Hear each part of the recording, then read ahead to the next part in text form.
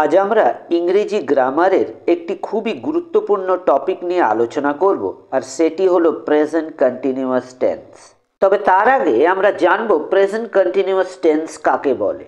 Present continuous tense বলতে আমরা বুঝি এমন কাজ যেটি এখন চলছে বা ঘটছে। যেমন তুমি এখন আমার ভিডিওটি দেখছো, আমি এখন কথা বলছি। এবার তাহলে প্রেজেন্ট কন্টিনিউয়াস টেন্সের ফর্মুলাটি দেখে নেওয়া যাক। ফর্মুলাটি হলো সাবজেক্ট বা কর্তা এম ইজ আর তারপর ভার্বের আইএনজি। উদাহরণ, আই এম ইটিং, আমি খাচ্ছি। শি ইজ ডান্সিং, সে নাচছে। এখন তোমরা ভাবছো কখন এম বসবে বা ইজ বসবে বা আর বসবে। এটি খুবই সহজ। আই এর সাথে এম হয়, হি শি ইট বা এক বচনের সাথে ইজ হয়, উই ইউ দে বা বহু বচনের সাথে আর হয়। উদাহরণ, দ্য বয় ইজ রানিং। এখন চলো একটু প্র্যাকটিস করি। আমি কিছু বাক্য বলবো, তোমরা চেষ্টা করে দেখো সঠিকভাবে তৈরি করতে পারছো কিনা। প্রথম বাক্য, আমি বই পড়ছি।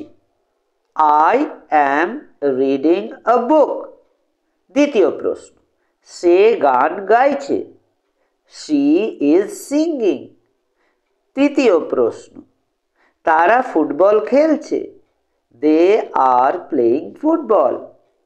আমরা দেখব প্রেজেন্ট কন্টিনিউয়াস টেন্সের নেগেটিভ সেন্টেন্স কিভাবে বানাতে হয়। ফর্মুলাটি হলো subject is M are not ভার্বের আইএনজি।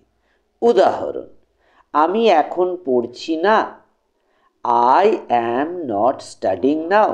আজকে সে স্কুল যাচ্ছে না। He is not going to school today. তারা টিভি দেখছে না। দে আর নট ওয়াচিং টিভি। এবারে আমরা দেখব প্রেজেন্ট কন্টিনিউয়াস টেন্সের ইন্টারোগেটিভ সেন্টেন্স কিভাবে বানাতে হয়। ফর্মুলাটি হলো অ্যাম ইজ আর সাবজেক্ট ভার্বের ING question mark.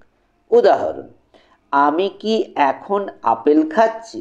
Am I eating Apple নাও। সে কি নতুন ল্যাপটপ কিনতে চলেছে।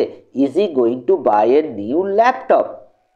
তো বন্ধুরা, আজকের ভিডিওটি এখানেই শেষ।